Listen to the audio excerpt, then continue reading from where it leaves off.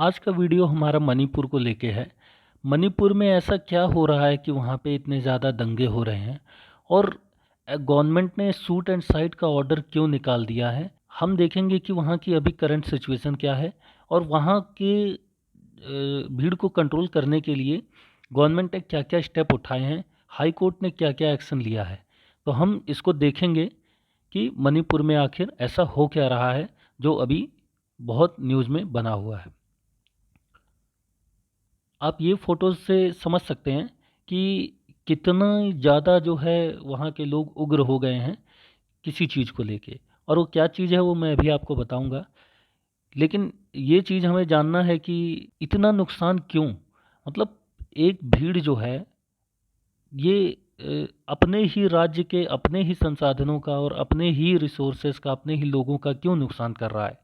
ये जो है हम देखेंगे कि आखिर ऐसा क्या हुआ मणिपुर में जो भीड़ इस कदर तक नाराज़ हुई और वहाँ पे जो है बहुत सारे लोग आपस में मारे गए, दंगे हो गए और बहुत सारा रिसोर्सेज का नुकसान हुआ। तो ये जो है बात शुरू होती है अप्रैल 19 से।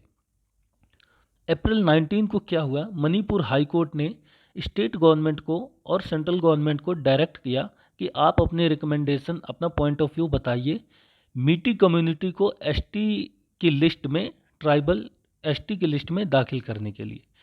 अब मैं ये बता दूं आपको कि मीटी कम्युनिटी जो है वो मणिपुर स्टेट की अराउंड 53% की पॉपुलेशन है और 53% की पॉपुलेशन अगर एसटी लिस्ट में आ जाएगी तो वहाँ की नौकरियों पे, वहाँ के जो एजुकेशनल इंस्टीट्यूशंस हैं वहाँ पर इसका क्या प्रभाव पड़ेगा ये आप लोग इसमें अंदाज़ा लगा सकते हैं।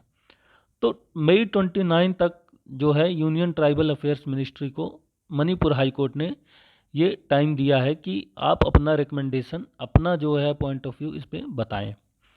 लेकिन उसके पहले ही क्या हुआ कि जो कुकी ट्राइब है, कुकी ट्राइब अराउंड जो है 30% का जो पॉपुलेशन है वो कुकी ट्राइब का है और ये लोग ज़्यादातर पहाड़ियों पे रहते हैं। अब ये दोनों कम्युनिटी के बीच में आपस में पहले से ही बहुत सारे विवाद रहे हैं। ये विवाद एक तरीके से जो हुआ है ये इमीडिएट कॉज है इसका, अ, दंगों का, रियॉट्स का। तो यहाँ पे क्या हुआ कि जब मणिपुर हाई कोर्ट ने इस तरीके का ऑर्डर मतलब स्टेट गवर्नमेंट को दिया, हालांकि अभी ऐसा कोई हाई कोर्ट ने ऐसा डायरेक्शन नहीं दिया कि इनको लिस्ट में शामिल कर ही लिया जाना चाहिए। अभी तो मणिपुर हाई कोर्ट ने सिर्फ और सिर्फ सेंट्रल गवर्नमेंट और स्टेट गवर्नमेंट से यही मांग किया है कि आप इनका बताइए कि इनको शामिल किया जा सकता है कि नहीं। उनका रिकमेंडेशन के हिसाब से ये देखना जाएगा। मणिपुर हाई कोर्ट इसमें जो है तय करेगी कि क्या सच में ये लोग एसटी लिस्ट में दाखिल होने के उसमें कैटेगरी में फॉल करते हैं कि नहीं। तो मीटी कम्युनिटी जो है इसको एसटी कम्युनिटी में मांग करने की, डालने की जो मांग है ये बहुत पुरानी है। वो इसलिए क्योंकि जो मीटी कम्युनिटी है ये स्टेट की 53% पॉपुलेशन है, जैसा कि मैंने आपको पहले बताया। और ये लोग जो हैं प्लेन एरियाज़ में रहते हैं। स्टेट के बहुत सारे ऐसे प्लेन एरियाज़ हैं जहाँ पर मीटी कम्युनिटी रहती है और इन लोगों को, इस कम्युनिटी को मतलब नॉन ट्राइबल एक तरीके से इनको माना जाता है। तो इनको जो है पहाड़ों में जाके रहने का राइट नहीं है, क्योंकि वहाँ पे जो भी ट्राइबल की पॉपुलेशन है वो पहाड़ों में रहती है। वो उनकी अलग अलग काउंसिल बनी हुई है और वो इन लोगों को जो है वहाँ पे आकर नौकरियाँ करने नहीं देते, वहाँ पे घर बनाने नहीं देते हैं। तो इसी के एवज में क्या होता है कि इन दोनों के बीच में आपस में नहीं बनती है और मतलब मन में एक नेगेटिव एक दूसरे के लिए इमेज रहता है, क्योंकि ये लोग तो अब पहाड़ों पे जा नहीं सकते क्योंकि वहाँ पे उनकी ट्राइबल काउंसिल काम करती है। और दूसरा ये है कि जो पहाड़ी वाले लोग हैं, जो पहाड़ियाँ वाली जनजातियाँ हैं, ट्राइबल्स हैं, वो प्लेन एरियाज़ में आके कोई भी काम कर सकते हैं, अपना घर भी बना सकते हैं। तो इनके मन में भी ये चीज़ें जो हैं आपस में सूट नहीं करती हैं। तो ये दोनों कम्युनिटीज़ जो हैं, ज़्यादातर कुकी कम्युनिटी जो है वो मैक्सिमम वहाँ की पॉपुलेशन जो है इसके बाद मीटी कम्युनिटी के बाद कुकी पॉपुलेशन का नंबर आता है। तो इस वजह से ये दोनों जो ग्रुप्स हैं ये आपस में एक दूसरे को एक दूसरे के लिए थोड़ा सा नेगेटिव फीलिंग्स रखते हैं। तो ये जो बात उठी है अभी, ये रिजर्वेशन को लेके उठी है, और यहाँ पे जो मणिपुर हाई कोर्ट ने इसमें जो है एक सुझाव मांगा था गवर्नमेंट से, लेकिन अभी गवर्नमेंट ने यहाँ सुझाव दिया भी नहीं, और पहले से ही जो है यहाँ पर जो स्टूडेंट्स के जो यूनियन हैं, जो कम्युनिटीज़ हैं, वो आपस में इस पे रिएक्शन देने लगे। तो ऑल ट्राइबल स्टूडेंट्स यूनियन जो है, इन्होंने एक सॉलिडेरिटी मार्च निकाला। अब जैसे कि यहाँ पे ये लोग सॉलिडेरिटी मार्च तो निकालेंगे ही, क्योंकि जो मीटी कम्युनिटी है इसको ट्राइबल में अगर इंक्लूड कर लेंगे तो इनके लिए ये नुकसानदायक हो जाएगा, और इससे जो है ट्राइबल कम्युनिटी, जो एसटी कम्युनिटी है, वो नाराज़ रहेगी ही। तो ऑल ट्राइबल स्टूडेंट्स यूनियन है जो है मणिपुर का, इन्होंने जो है एक सॉलिडेरिटी मार्च निकाला वेडनेसडे को, 3 मई को जो है और इसका जो है प्रोटेस्ट किया कि मीटी कम्युनिटी को जो है एसटी में दाखिल नहीं करना चाहिए, इससे जो है इनको नुकसान होगा। तो उस मार्च में क्या हुआ कि आपस में ये जो दो कम्युनिटीज़ हैं वो उनके बीच में क्लैशेस हो गया। अब क्लैशेस ऐसा हुआ कि मतलब कई लोगों की जानें चली गई, बहुत सारे बसों को और जो व्हीकल्स हैं उनको आग लगा दिया गया, और कई सारे लोग जो है डिस्प्लेस हो गए। अराउंड 9000 लोग एक जगह से दूसरे जगह पे अपने घर को छोड़ के चले गए। तो ये जो क्लैशेस हैं ये बहुत ज़्यादा हाई हो गया, और बहुत लोगों की जानें भी चली गई इसमें, और इसमें जो पुलिस थी वो कंट्रोल नहीं कर पाई इन आपस में एक जो है मॉब को। तो यहाँ पे क्या हुआ कि जो कम्युनिटीज़ थी, जो कुकी कम्युनिटी थी, ज़्यादातर जहाँ पे कुकी कम्युनिटी का जो मेन मतलब ज़्यादातर लोग रहते थे, मैक्सिमम लोग जो रहते थे नेटिव कुकी कम्युनिटी के, वहाँ पे जो है ज़्यादा ही क्लैशेस हुए हैं, क्योंकि सबसे ज़्यादा अपोज जो है यही जो कम्युनिटी है कर रही है। तो ये यहाँ की स्थिति थी। तो कई सारे घर, चर्चेस, टेम्पल, व्हीकल, इनको वेंडलाइज कर दिया गया, इनमें आग लगा दिया गया। इम्फाल, चूराचंदपुर, विष्णुपुर, यहाँ पर जो है बहुत ज़्यादा दंगे हुए हैं और कई लोगों की जान भी गई है। इसमें मणिपुर के जो एमएलए हैं, जो फॉर्मर ट्राइबल मिनिस्टर भी रहे हैं, वंगजुन वाल्टे, इन पर भी भीड़ ने हमला किया, इनके घर पर हमला किया, और ये जो है अभी हॉस्पिटल में एडमिट है। तो यहाँ पे अभी फ़िलहाल क्या है कि आर्मी पर्सनल डिप्लॉय हो चुके हैं, और आसाम राइफल्स ने भी यहाँ पे आके अपना जो है संभाल लिया है मोर्चा। और यहाँ पे ये देखना है कि किस तरीके से गवर्नमेंट इसको कंट्रोल करती है। और यहाँ पे इंटरनेट सर्विसेज भी बंद कर दी गई हैं, और ये 5 दिन तक जो है बंद रहेंगी। और इन सब चीज़ों को देखते हुए हाई कोर्ट ने जो है नोटिस किया है chairman of hill area community को, और ऑल ट्राइबल स्टूडेंट यूनियन जो है मणिपुर के जो हेड यहाँ पे जो थे, जिन्होंने ये मोर्चा निकाला था, उनको भी बुलाया गया है कि क्यों जो है इस तरीके का चीज़ें यहाँ पे हुई। और मीडिया ऑर्गेनाइजेशन, सिविल सोसाइटी, इन सब से इन भी जो है कोर्ट ने ये पूछा है कि कोई भी काम ऐसा ना करें जनरल पब्लिक के अंदर कि वहाँ उनकी डिग्निटी को जो है हार्म हो, या इस तरीके के दंगे और बढ़ जाएं। कई बार फेक न्यूज़ की वजह से जो है ऐसी चीज़ें हो जाती हैं, तो फेक न्यूज़ भी यहाँ पे ना फैलाई जाए। तो यहाँ पे इन सारे सिचुएशन को देखते हुए, जैसे ही स्टेट की मशीनरी फेल हुई, जो एन बीरेन सिंह हैं, उन्होंने लोगों से, जनता से अपील किया कि आप लोग शांति बनाए रखें और कोई भी दंगे में एक्सट्रीम स्टेप ना लें। और इन्हीं को देखते हुए और भी जो आसपास के सीएम हैं, जैसे नागालैंड के नेफी राव रियो हैं, उन्होंने भी जो है जनता से एक गुहार लगाई है कि आप लोग शांति बनाए रखें। और भी जो मिज़ोरम के सीएम है जोरामथांगा, उन्होंने भी कुछ इस तरीके की चीज़ों को जो है रोकने का कहा है।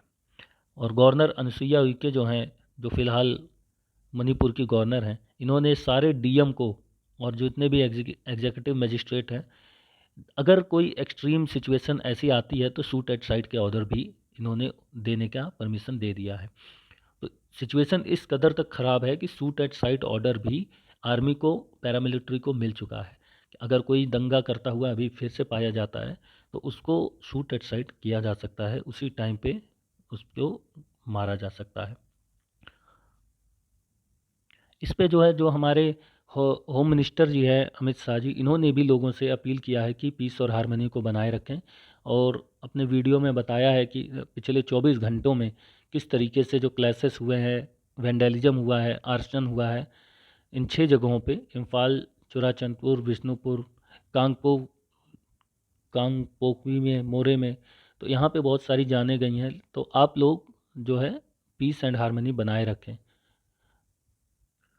और उन्होंने ये भी कहा कि ये जो वायलेंस हुआ है, ये एक मिसअंडरस्टैंडिंग की वजह से हुआ है, जो 2 सेक्शंस ऑफ सोसाइटी के बीच में हो गया, और स्टेट गवर्नमेंट इसको कंट्रोल करने का स्टेप्स उठा रही है। और आर्मी और पैरामिलिट्री फोर्स, सीआरपीएफ, ये सब जो रेजिमेंट्स हैं, जो यूनिट्स हैं, इनकी वहाँ पे पहुँच चुकी हैं। और हमें जो है जो कल्चरल ऑफ कम्युनल हार्मनी जो अभी तक बना रखा था इस स्टेट में, उसको बनाए रखना है। और अच्छा, यहाँ पे ऐसा नहीं है कि मीटी कम्युनिटी पूरी की पूरी ही जो है वो एसटी लिस्ट में जाने के लिए डिमांड कर रही है, एसटी स्टेटस में। यहाँ पे मीटी कम्युनिटी में के अंदर ही बहुत सारे लोग हैं जो खुद को शेड्यूल ट्राइब के उसमें नहीं रखना चाहते हैं। और उन लोगों का कहना है कि ये एक तरीके से जो बर्मा से माइग्रेंट आए हुए हैं, जो म्यांमार से जो इलीगल माइग्रेंट्स आते हैं, उन्होंने ये सब भड़काने का काम किया है। तो वो उन पर भी ब्लेम कुछ डाल रहे हैं। तो ये जो रिजर्वेशन का इशू है, ये स्टार्टिंग से ही हमारे सोसाइटी में बहुत ही सेंसिटिव इशू रहा है, क्योंकि हमने देखा कि ऑल ओवर इंडिया में जिस तरीके से रिजर्वेशन का एप्लीकेबिलिटी हुई है, वो एक क्वेश्चनेबल है। उसका मतलब उसके जो क्लासिफिकेशन है, वो उससे जो है लोग संतुष्ट नहीं हैं। कौन कौन से रीजन्स की वजह से कौन सी कम्युनिटी को एससी, एसटी और ओबीसी में डिक्लेयर कर दिया जाता है, ये भी कुछ क्लियर नहीं है। तो इन सब चीज़ों को देखते हुए जो सिचुएशन बनती है, वो कोर्ट्स को या गवर्नमेंट को रिजर्वेशन पे डायरेक्ट इस तरीके से कोई सवाल जवाब या एक्शन या कमेंट नहीं करना चाहिए, क्योंकि ऐसी चीज़ें जो होती हैं उसको आराम से और डिस्कस करके सारी कम्युनिटी को इन्वॉल्व करके ही लिया जाना चाहिए। तो यहाँ पे जो रिजर्वेशन का सिचुएशन की हिस्टोरिकल चीज़ें रही हैं, वो हम लोग पहले भी देख चुके हैं। किस तरीके से राजस्थान में जो एक कम्युनिटी थी जो डिमांड कर रही थी कि मुझे हमें भी ओबीसी में डाल दिया जाए, उन्होंने किस तरीके से रेलवे के जो लाइनें थी उसको उखाड़ दिया था और अनशन पे बैठ गए थे। जो बैंसला जी थे, मैं उनकी बात कर रहा हूँ। और भी अगर हम देखें कि हरियाणा में जाट कम्युनिटी ओबीसी में जाना चाहती है, मराठा कम्युनिटी महाराष्ट्र की जाना चाहती है। तो ये सब जो डिमांड उठती है रिजर्वेशन की, इनको सेंसिटिवली डील करना चाहिए स्टेट गवर्नमेंट को भी और सेंट्रल गवर्नमेंट को भी। अब रिजर्वेशन में क्या है कि कौन इसको डिक्लेयर करेगा कि कौन सी कम्युनिटी किस कैटेगरी में आएगी। ये डिक्लेयर करने का पावर सिर्फ प्रेसिडेंट को है, और प्रेसिडेंट को भी कौन बताएगा, इसको गवर्नमेंट बताएगी कि कौन सी कम्युनिटी अपने क्लासिफिकेशन के हिसाब से बैकवर्डनेस में है, कितनी बैकवर्ड है।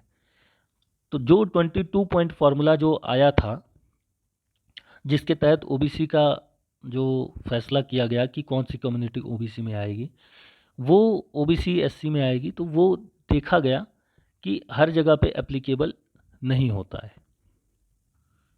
क्योंकि वो जो फार्मूला था उससे सारी कम्युनिटी जो है संतुष्ट नहीं थी। इसके बारे में हम आगे भी डिस्कस करेंगे कि हमारा जो कॉन्स्टिट्यूशन का आर्टिकल 14, 15 और 16 है, वो रिजर्वेशंस किस तरीके से देता है। और जो इसमें लैंडमार्क केस थे, अशोक कुमार ठाकुर और इंदिरा साहनी केस, ये दोनों केस जो लैंडमार्क थे, जो रिजर्वेशन को लेके सारी डिटेल्स देते हैं, इनके बारे में भी हम आगे पढ़ेंगे। पर फिलहाल जो है मणिपुर की जो सिचुएशन है वो बहुत ही इंटेंस है, बहुत ही ख़राब है, और लोगों को यहाँ पर इस तरीके से विरोध नहीं करना चाहिए कि जिससे किसी के जान माल का नुकसान हो। एक तरीका होता है विरोध करने का। आपको अगर हाई कोर्ट की डायरेक्शन से कुछ दिक्कत है तो आप हाई कोर्ट में आप एप्लीकेशन लगा सकते थे कि हमें इस चीज़ पे ऑब्जेक्शन है और हमारा भी पॉइंट ऑफ व्यू इसमें सुना जाए।